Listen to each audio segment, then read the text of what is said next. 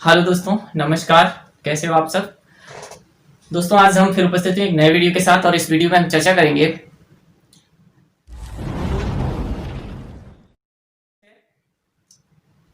जो आगामी परीक्षाएं हमारी होने वाली हैं। जैसे देख लीजिए, आज उसके विषय में सिलेबस और कुछ बेसिक बातें चर्चा करेंगे। इस वीडियो में क्या क्या चर्चा होंगी आगे की क्लासेस में भूगोल को लेकर, उनके कौन कौन से टॉपिक्स हम कवर करेंगे और परीक्षाओं के दृष्टिकोण से कौन कौन से टॉपिक ज़्यादा इंपॉर्टेंट हैं, किस पर ज़्यादा समय देने की आवश्यकता है, किस पर कम समय देने की आवश्यकता है, ये सब बातें आज की इस वीडियो में चर्चा करेंगे। तो चलिए एक एक करके देखते हैं, पूरे टॉपिक्स का एनालाइज करते हैं पहले, उसके बाद शुरुआत करेंगे आज के लेक्चर्स में। फिर हम डिटेल से पढ़ने का प्रयास करेंगे। चलिए, तो यहाँ हमने लिखा है भारत का भूगोल। भारत के भूगोल से पहले हम आपको बता दें कि हमें भूगोल विषय की उपयोगिता क्या है। आजकल भूगोल जितने भी परीक्षाएं हो रही हैं, चाहे वो यूपीएससी को ले लें या यूपी पीसीएस ले लें या अदर स्टेट पीसीएस की बात हम करें, बाकी जितने भी, जैसे अभी बीओ की परीक्षा भी होनी है, जितने भी एग्जाम्स होते हैं, इसमें लगभग 20 से 25% वेटेज कहीं ना कहीं ज्योग्राफी से जुड़ा हुआ होता है। 20 से 25% वेटेज यानी 20 से 25 क्वेश्चंस, अगर 100 क्वेश्चंस हैं तो 20 से 25 क्वेश्चंस हमें किसी ना किसी प्रकार से भूगोल से रिलेट करके पूछे जाते हैं। चूंकि भूगोल एक व्यापक सब्जेक्ट है, एक व्यापक विषय है, तो इस व्यापक विषय की संपूर्ण जानकारी रख पाना किसी एक व्यक्ति के विषय में, किसी एक पार्टिकुलर समय में थोड़ा सा मुश्किल होता है। तो हमें यहाँ चुनाव करना होता है कि किन किन टॉपिकों पर ज्यादा कम समय में अधिक पकड़ बना ले, जिससे हमें एग्जाम्स, जो परीक्षाएं हमारी हो रही हैं, उन परीक्षाओं में अच्छे मार्क्स लाए जा सकें। इन सब बातों का हमें विशेष ध्यान देना होता है किसी परीक्षा में, क्योंकि परीक्षा से पहले हमें अपनी तैयारी करनी पड़ती है। और तैयारी कैसे करनी पड़ती है, इसकी हमें क्या करनी चाहिए, रणनीति बनानी चाहिए। क्योंकि इस परीक्षा जब भी कोई होती है तो एक पार्टिकुलर समय के लिए निर्धारित कर दी जाती है कि इतने समय में होगी, 2 महीने, 4 महीने, 1 साल। तो 1 साल में पूरे भूगोल को कवर कर पाना, चूंकि भूगोल एक ब्रह्मांड माना जाता है, ऐसे पूरे ब्रह्मांड का अध्ययन इसमें किया जाता है, चूंकि तो कवर कर पाना थोड़ा सा मुश्किल होता है। तो इसलिए विशेष टॉपिकों पर ही हम बात यहाँ कर पाते हैं, और उन विशेष टॉपिकों पर जिसपे बात करते हैं उनको आज देखेंगे कौन कौन से टॉपिक्स हमें कवर करने चाहिए जो इंपॉर्टेंट है एग्जाम्स के दृष्टिकोण से। तो ये तो नहीं, यूपीएससी, पीसीएस या बीओ या अदर्स वनडे एग्जाम्स जो भी होते हैं उसमें रहते हैं वेटेज। ये सभी परीक्षाओं की जो मांग होती है, सभी परीक्षाओं की अपनी रिक्वायरमेंट होती है, किसी क्वेश्चंस की प्रकृति के ऊपर डिपेंड करता है। वो डिपेंड क्या होते हैं, जो यूपीएससी में क्वेश्चन पूछे जाते हैं एक कंसेप्चुअल क्वेश्चन होते हैं, जबकि अब यूपीएससी के पैटर्न पर पीसीएस भी हो गया है, तो यहाँ भी कंसेप्चुअल क्वेश्चन मिलते हैं। यहाँ दोनों क्वेश्चन मिलते हैं, कंसेप्ट बेस्ड और फैक्ट बेस्ड दोनों क्वेश्चन मिलते हैं। बाकी जो भी एग्जाम्स होते हैं अदर्स वनडे एग्जाम, वो लगभग आपके फैक्ट बेस पर निर्भर करते हैं। फैक्ट और कॉन्सेप्ट दोनों हमें क्लियर करके चलने पड़ते हैं। जो कैंडिडेट्स यूपीएससी की तैयारी कर रहे होंगे उनके लिए यह सेशंस काफी इंपॉर्टेंट होंगे, और यहाँ 1 बाय 1 करके, एक एक करके हम सभी टॉपिकों पर चर्चा करेंगे। आप एक एक लेक्चर्स का नोट्स बनाते चलेंगे और रिवीजन भी साथ साथ करते चलेंगे। ठीक संडे को हम एक टेस्ट, कुछ क्वेश्चंस के थ्रू एक टेस्ट करवाया जाएगा, तो जुड़े रहिए आप हमारे चैनल से।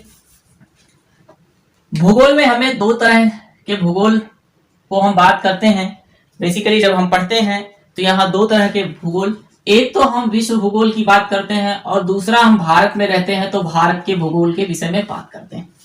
विश्व के भूगोल में हमें पढ़ना पड़ता है भौतिक भूगोल,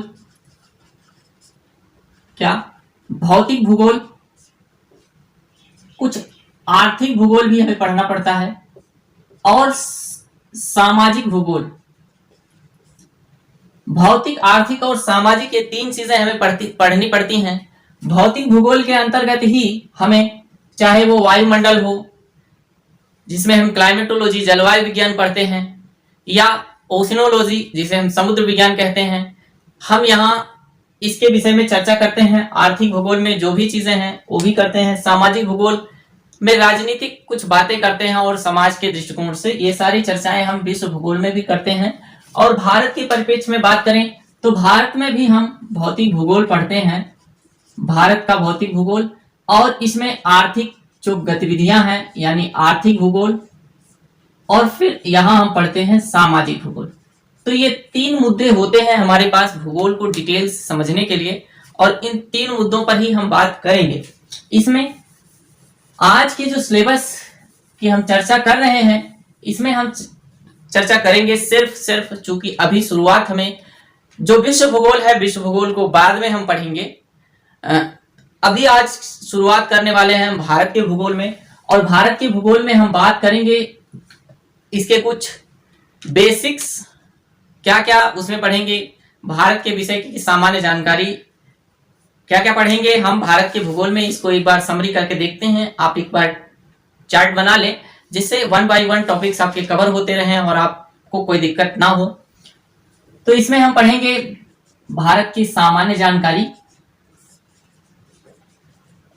सामान्य जानकारी से भी क्वेश्चन हमें देखने को मिलते हैं। इसके साथ ही साथ हम पढ़ेंगे भारत की भूगोलिक संरचना पढ़ेंगे,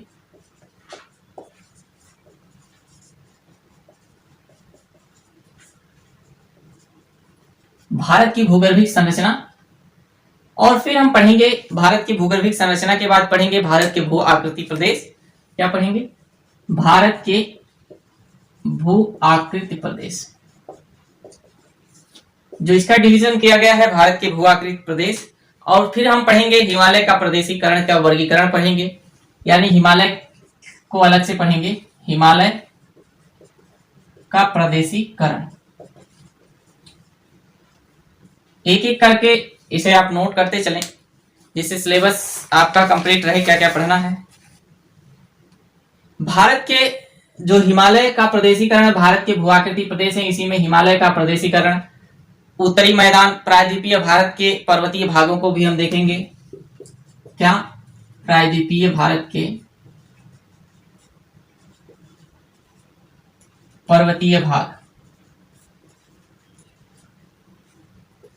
फिर प्रायद्वीपीय भारत के पर्वतीय भाग के साथ प्रायद्वीपीय भारत के हम पठार पढ़ेंगे, उत्तर भारत के मैदान पढ़ेंगे। इसके बाद मध्य भारत के पठार पढ़ेंगे। क्या? मध्य भारत के भी पठार पढ़ेंगे।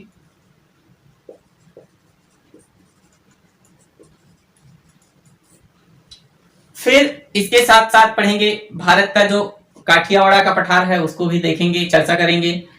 फिर पढ़ेंगे एक जो मोस्ट इंपॉर्टेंट भारतीय मरुस्थल है, कौन कौन से मरुस्थल के विषय में यहां पढ़ेंगे। मरुस्थल के साथ साथ तटीय जो मैदान है, तटीय मैदान और द्वीप समूह जो हैं इनके विषय में चर्चा करेंगे। साथ ही साथ जो मोस्ट इंपॉर्टेंट टॉपिक्स आता है, यहां से 2-4 क्वेश्चंस हमेशा देखने को मिलते हैं, 1-2 क्वेश्चंस, वो है अपवाह तंत्र। नदियों के अपवाह तंत्र को लेकर पढ़ेंगे।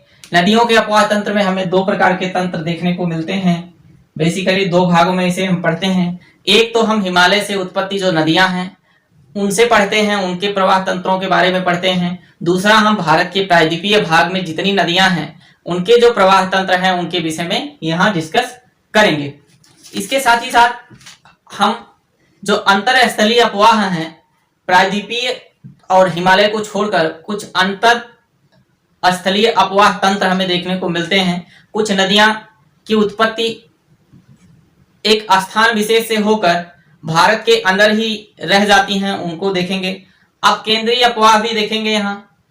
इसके बाद इसी अपवाह तंत्र के बाद इसके अपवाह प्रतिरूप को देखेंगे कि कैसे कैसे नदियां अपवाह प्रतिरूप बनाती हैं। फिर भारत की झीलों के विषय में पढ़ेंगे। झील के बाद यहां हम पढ़ेंगे जितने हैं जलप्रपात।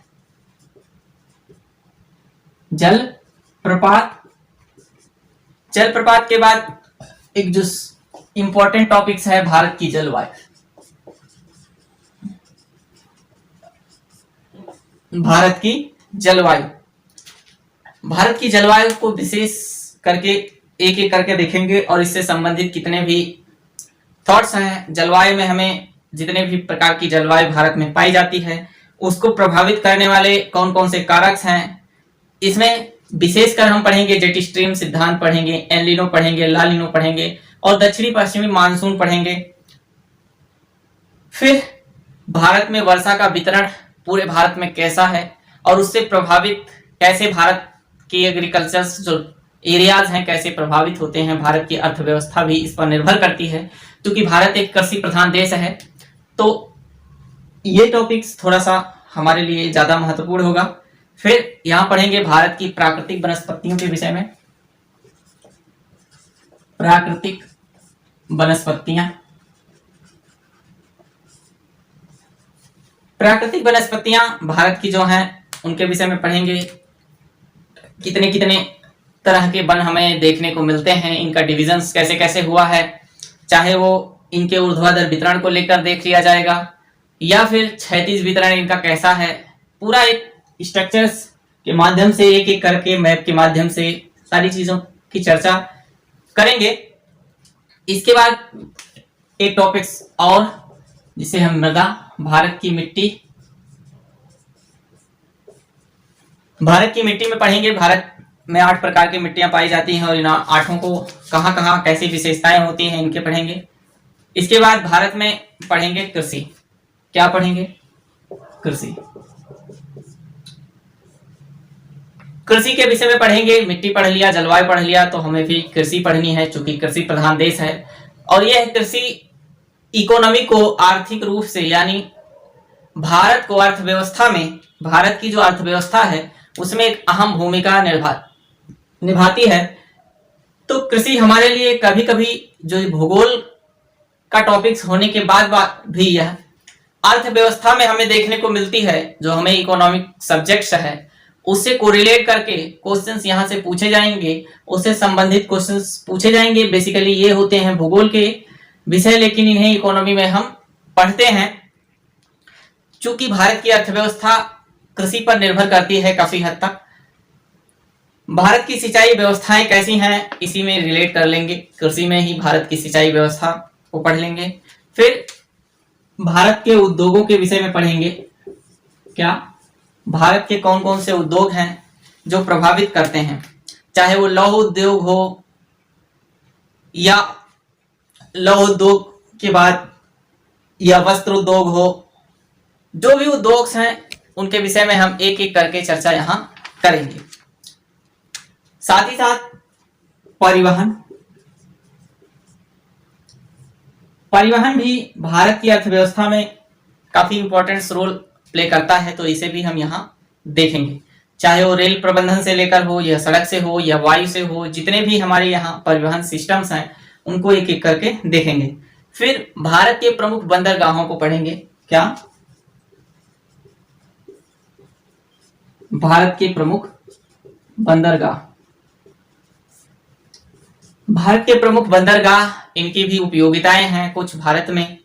चूंकि समुद्री मार्ग से जो विदेशों से हमारी कुछ यात्राएं होती हैं और कुछ हमारे इकोनॉमी को भी प्रभावित करते हैं, जैसे एक दूसरे से इंपोर्ट एक्सपोर्ट करना होता है, हमारे गुड्स को, वस्तुओं का लेन देन करना होता है, तो हम ज्यादा सुविधाएं जलमार्ग को ही देते हैं क्योंकि वो सस्ती पड़ती हैं। तो इसलिए इसका भी एक रोल्स होता है और ये बंदरगाहों के माध्यम से ही होता है। अलग अलग बंदरगाह का अलग अलग अपना महत्व है, तो क्या क्या महत्व है उनको देखेंगे। फिर इसी के साथ अभी एक नई परियोजना चल रही है, भारत सागरमाला परियोजना को विशेषकर देख लेंगे। सागर माला परियोजना, सागरमाला परियोजना के साथ साथ हम भारत में एक चीज और पढ़ेंगे अलग से, और वह है भारत के खनिज संपदा। खनिज के विषय में यहां पढ़ेंगे।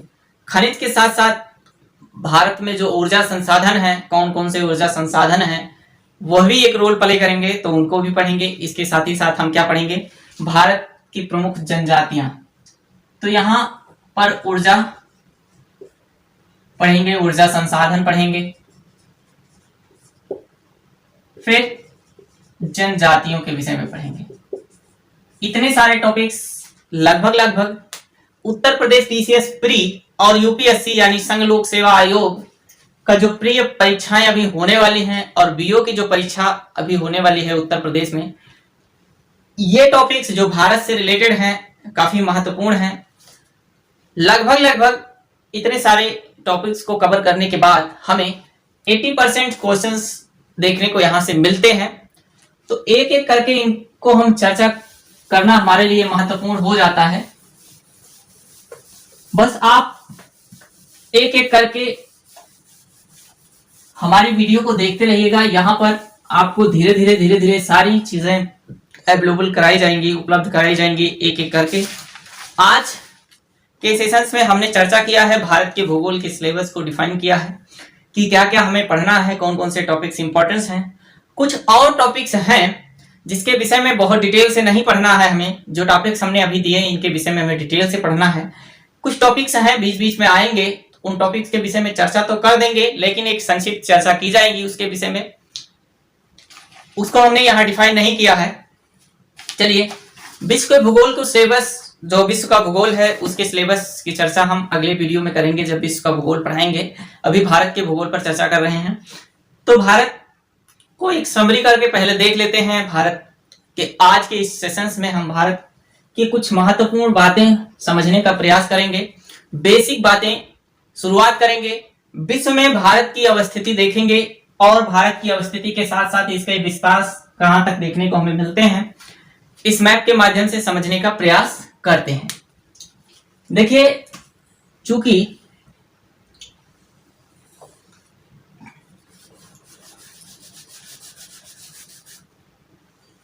जो पृथ्वी है वो एक गोलाकार है। कैसी है? पृथ्वी लगभग गोलाकार है और इसी गोलाकार पृथ्वी होने के कारण हमने पृथ्वी को एक ग्लोब की भांति बना रखा है। पृथ्वी को एक ग्लोब की तरह हमने बना रखा है। जैसे इस ग्लोब की बात करें तो इस ग्लोब पर हमने अलग अलग जगहों पर स्थल भाग और जल भाग को दर्शा रखा है। तो इसी स्थल भाग और जल भाग पर हमें भारत की अवस्थिति भी देखने को मिलती है। विश्व के पूरे मानचित्र को हम इस ग्लोब पर दर्शाए हुए हैं, यानी हम कह सकते हैं जैसी पृथ्वी हमारी है, पृथ्वी के हूबहू तो नहीं, उसके एक काल्पनिक परिदृश्य को जैसे देखने पर, हमें दूर से देखने पर, अंतरिक्ष से सैटेलाइट के माध्यम से जैसे हम देखते हैं, देखने पर हमें पृथ्वी का जो आकार दिखता है, उसी प्रतिरूप के रूप में हमने एक स्ट्रक्चर्स बना रखा है जिसे हम ग्लोब कहेंगे। और ग्लोब की उत्पत्ति बैहम ने इसको बनाने का काम किया था, तो समझ लें इसको। इसी ग्लोब पर हमारी पृथ्वी की स्थिति क्या है इसके बारे में पढ़ेंगे। तो जो ये ग्लोब हमने बनाया कि ये ग्लोब है और इस ग्लोब पर हमने दो तरह की रेखाएं खींच रखी हैं, एक तो पड़ी और दूसरी खड़ी, यानी एक क्षैतिज रेखा है और एक हमने खींच रखी है लंबवत रेखा। क्षैतिज रेखाएं की जो कुल संख्या है इस ग्लोब पर, जो कुल संख्या है क्षैतिज रेखाओं की, यानी हम कुल 180 अक्षांश पढ़ते हैं, याद रहे।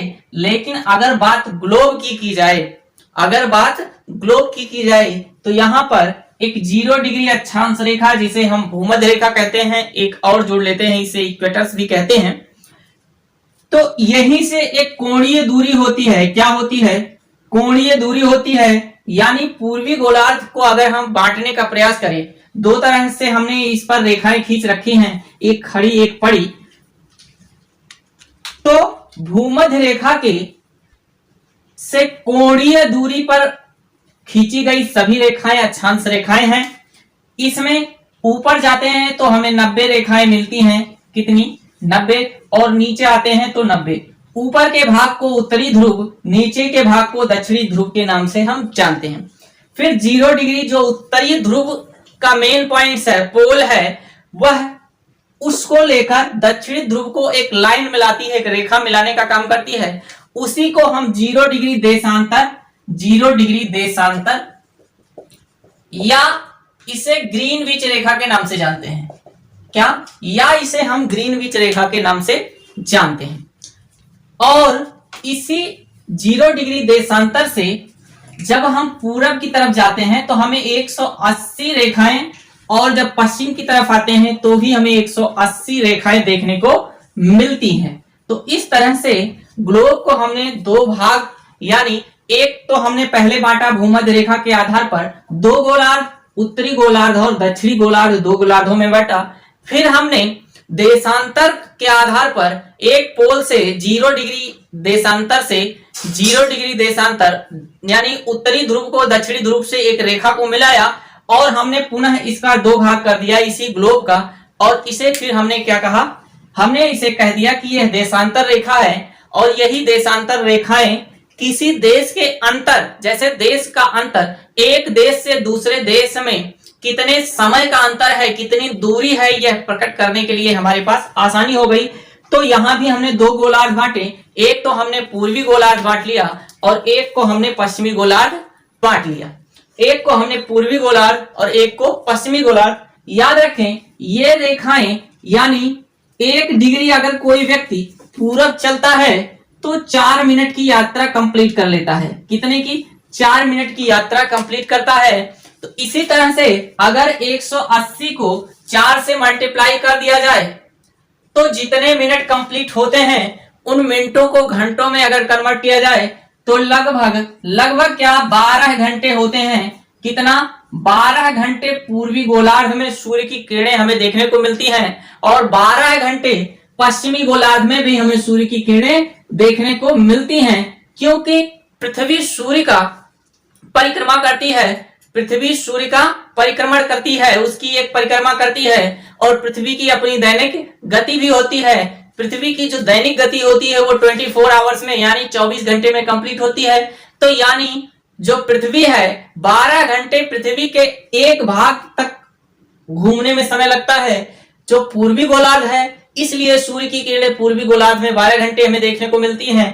ठीक पश्चिमी गोलार्ध में सूर्य की किरणें हमें 12 घंटे देखने को मिलती हैं। ये स्थिति अलग अलग देशों के हिसाब से बदलती रहती है।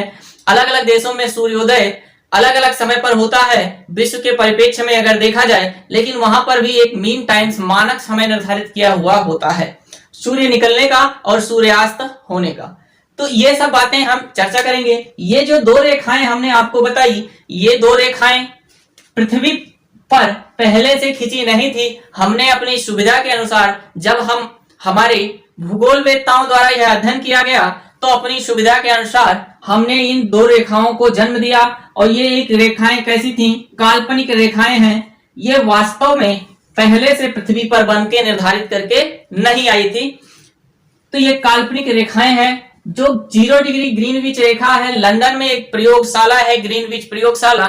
चूंकि 0 डिग्री देशांतर रेखा उस प्रयोगशाला से होकर गुजरती है, इसलिए 0 डिग्री देशांतर कहते हैं। अब 0 डिग्री देशांतर से भारत में जो मध्य देशांतर, भारत का जो मानक समय निर्धारित किया गया है 82.5 डिग्री निर्धारित किया गया है, वो वहीं से निर्धारित किया गया है 0 डिग्री देशांतर से।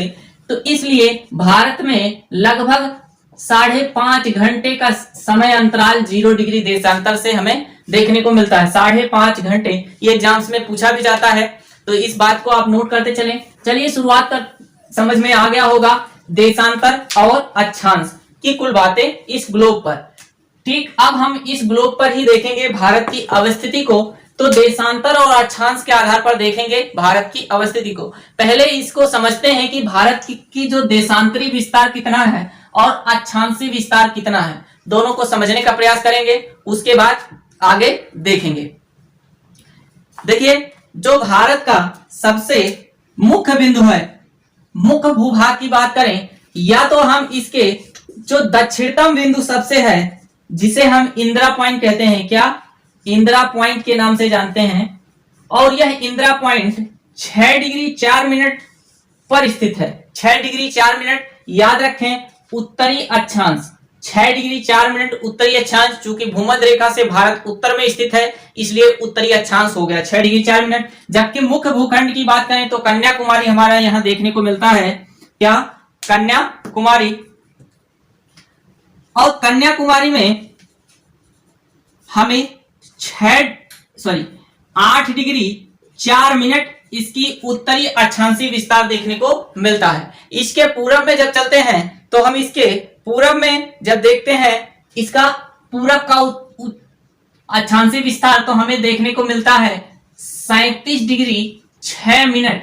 37 डिग्री 6 मिनट हमें क्या मिलता है? उत्तरी अक्षांश देखने को मिलता है। तो अक्षांशीय विस्तार भारत का जो मुख्य भूखंड है उससे 8 डिग्री 4 मिनट, और जो इसका दक्षिणतम बिंदु है 6 डिग्री 4 मिनट इंदिरा पॉइंट्स, और इस 37 डिग्री 6 मिनट जहां स्थित है उसे हम कहते हैं इंदिरा कोल। याद रखें, इंदिरा कोल।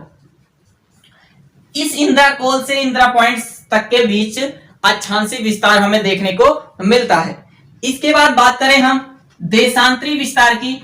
देशांतरी विस्तार में हमें यहाँ गौर माता देखने को मिलता है, गौर माता, और इसे एक और नाम से जानते हैं, इसी के पास सरक्रीक स्थित है। तो गौर माता या सरक्रीक से हम यहाँ देखते हैं पश्चिमी बिंदु जो हमारा भारत में मिलता है। लेकिन याद रखें ये पश्चिमी भारत का पश्चिमी है, विश्व का पश्चिमी नहीं है। 0 डिग्री देशांतर के परिप्रेक्ष्य में ये पूर्वी में आता है, तो यहाँ पूर्वी देशांतर निर्धारित करेंगे कितना होगा। यह सरक्रीक या गौर माता जो स्थित है 68 डिग्री 7 मिनट, 68 डिग्री 7 मिनट क्या होगा? पूर्वी देशांतर।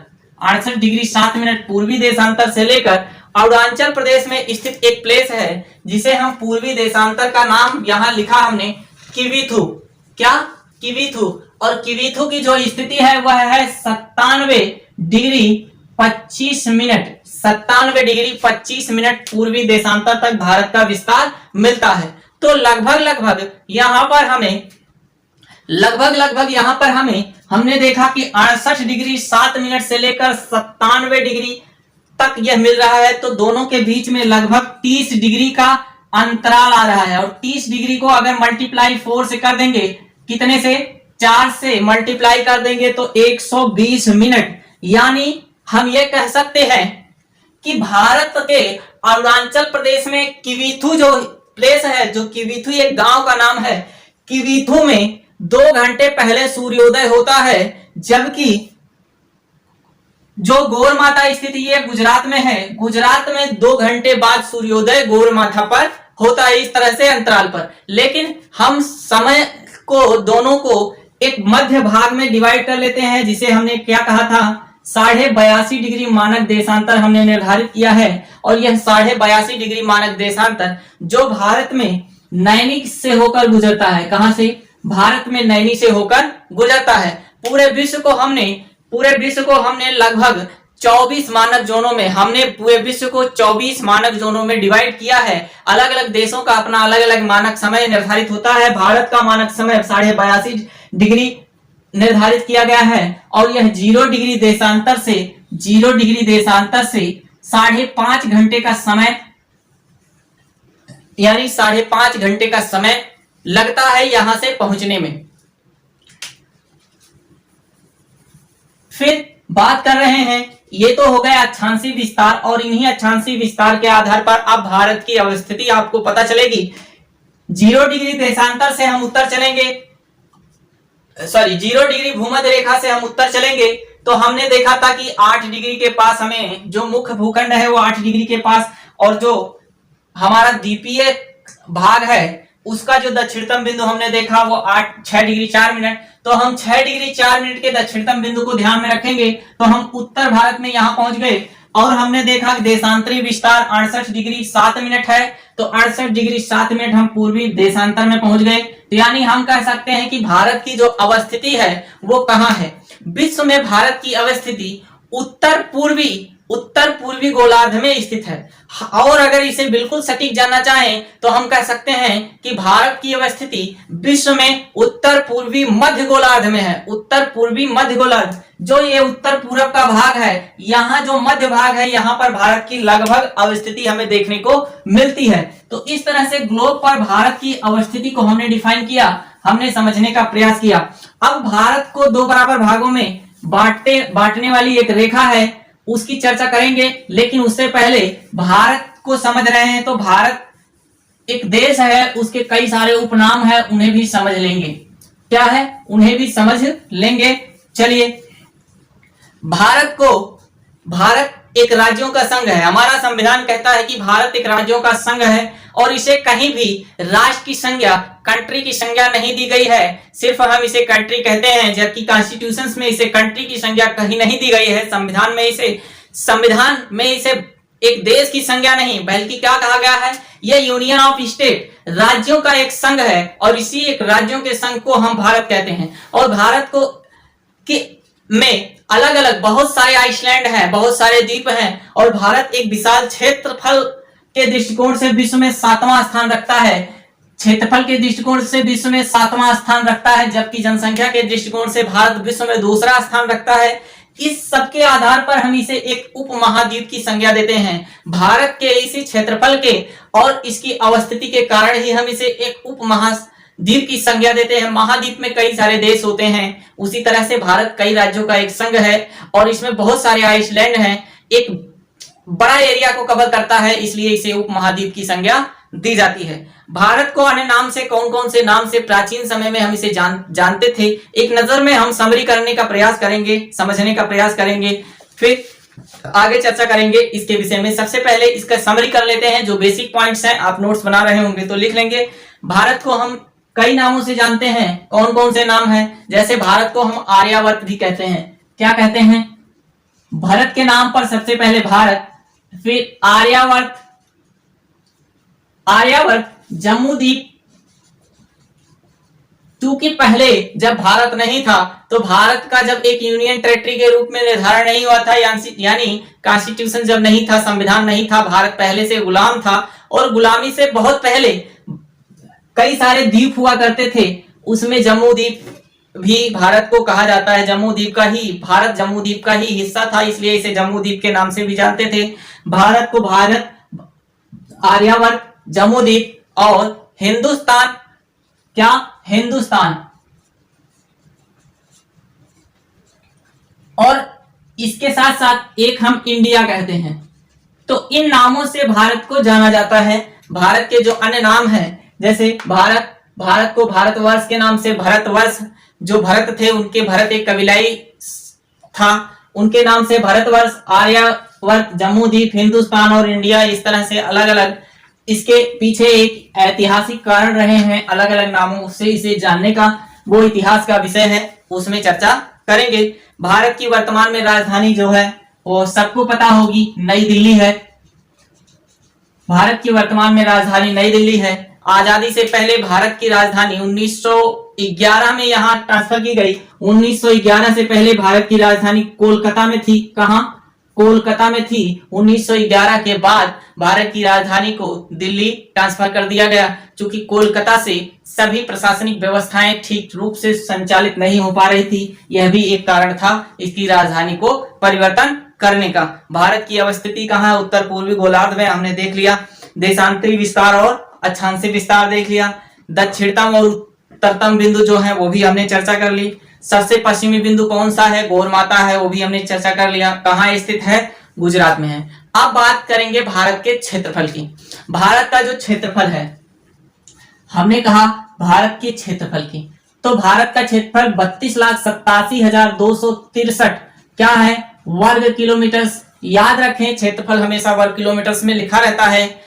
अगर वर्ग ही आ जाए तब भी आप ऑप्शंस में वर्ग को नहीं लगाएंगे, अगर वर्ग किलोमीटर्स मिलेगा तभी हम क्षेत्रफल को वर्ग किलोमीटर्स में यहां डिनोट करेंगे। तो 32,87,263 वर्ग किलोमीटर कुल भारत का एरिया है, जो विश्व के कुल संपूर्ण क्षेत्रफल का 2.4% भाग कवर करता है। और इसी अवस्थिति के कारण क्षेत्रफल के कारण भारत विश्व में क्षेत्रफल की दृष्टिकोण से 7वां स्थान रखता है। याद रखें, भारत विश्व में क्षेत्रफल की दृष्टिकोण से 7वां स्थान रखता है।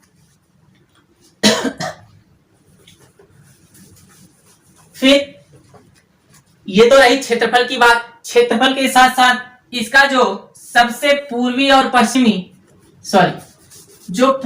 पश्चिमी का सबसे ज्यादा लंबाई की बात करें, इसकी जो चौड़ाई है, पूरब और पश्चिम, उत्तर और दक्षिण, ये भी देखने का प्रयास करते हैं कितने किलोमीटर हैं। तो जो पूरब और पश्चिम है भारत का विस्तार, जो उत्तर से दक्षिण है, वो 3214 किलोमीटर है। उत्तर से लेकर दक्षिण तक भारत कितना है? 3214 किलोमीटर। 3214 किलोमीटर। और पूरब से पश्चिम लेकर यह भारत की जो अधिकतम लंबाई है वह कितना है? 2933 किलोमीटर। 2933 किलोमीटर है। भारत की अवस्थिति एक चतुर्दिक अवस्थिति देखने को हमें मिलती है। इसलिए अब इसके साथ बात करेंगे। यहाँ पर भारत के कुल जो स्थलीय सीमा है, ये बाउंड्री जो स्थलीय सीमा है, ये स्थलीय सीमा यहां तक है। और इस स्थलीय सीमा की जो कुल लंबाई है वो 15,200 किलोमीटर है। 15,200 किलोमीटर है। इसके साथ ही साथ भारत की जो तटीय सीमा है, यानी भारत की जो तटीय सीमा है, यह जो कोस्टल एरियाज हैं, इन टोटल कोस्टल एरियाज की जो सीमा है वह कितना है? 7516.6 किलोमीटर है। 7516 किलोमीटर है। इसके साथ साथ इसके कई सारे आर्थिक जोन डिवीजन किए गए हैं और भी विस्तार से बहुत कुछ है भारत के विषय में। चलिए, एक और मुख्य बात है, भारत के जो यहाँ क्षेत्र हैं, हम इसके 3 भाग करते हैं। एक तो हमारा जो भारत के कोस्टल एरिया से यहाँ नॉटिकल 12 नॉटिकल मील, उसके बाद हम यहाँ 24 नॉटिकल मील तक, और फिर हम इसके बाद हम इसे 200 समुद्री मील तक आर्थिक गतिविधियों को कर सकते हैं। और यह भाग इस तरह से हम इसे 3 जोड़ों में डिवाइड करते हैं। इसके विषय में भी चर्चा करेंगे डिटेल से, पर अभी समरी कर रहे हैं तो वो आप समझते चलें। बस एक चीज और समझ लेते हैं, भारत के को 2 भागों में, लगभग 2 भागों में बांटने वाली एक रेखा है। उस रेखा का नाम कर्क रेखा है, लाइन ऑफ कर्क। ये कर्क रेखा भारत के लगभग मध्य भाग से गुजरती है और यह भारत को उत्तरी भाग में और दक्षिणी भाग में बांटती है। भारत में इसी तरह से 2 प्रकार की, एक तो हमें उष्णकटिबंधीय जोन मिलता है और एक हमें समशीतोष्ण कटिबंधीय जोन, वो बाद में पढ़ेंगे, समझ लें बस। क्योंकि सूर्य की स्थिति कर्क और मकर रेखा के बीच में ही मिलती है, तो हम ये समझ सकते हैं कि कर्क रेखा तक ही भारत में सूर्य की किरणें लंबवत हमें मिलती हैं। यानी बिल्कुल सीधे अगर किसी कील को खड़ा कर दें तो उसकी जो परछाई है उसके नोक पर पड़ती है, सिर्फ कर्क रेखा और मकर रेखा के बीच में एक बार, अदरवाइज इसके उत्तर में या दक्षिण में देखने को नहीं मिलती। तो कर्क रेखा भारत के कितने राज्यों से गुजरती है यह समझ लेंगे। कर्क रेखा भारत के 8 राज्य से होकर गुजरती है और वो 8 राज्य कौन कौन से हैं? सबसे पहले गुजरात है, फिर यहाँ बीच में राजस्थान है और मध्य प्रदेश। मध्य प्रदेश के बाद हमें छत्तीसगढ़, मध्य प्रदेश, छत्तीसगढ़, फिर झारखंड और पश्चिम बंगाल के बाद हमें त्रिपुरा और मिजोरम में यह रेखा देखने को मिलती है। तो इसका एक शॉर्ट नोट्स भी होता है जिसे हम समझ सकते हैं। क्या समझते हैं? मित्र पर गमछा झार। क्या? मित्र पर गमछा झार समझेंगे। मिजोरम, त्रिपुरा, पश्चिम बंगाल, राजस्थान, ग से गुजरात और म से मध्य प्रदेश, छ से छत्तीसगढ़ और झ से झारखंड। इस तरह से कुल 8 राज्य होते हैं जहां से यह कर्क रेखा गुजरती है।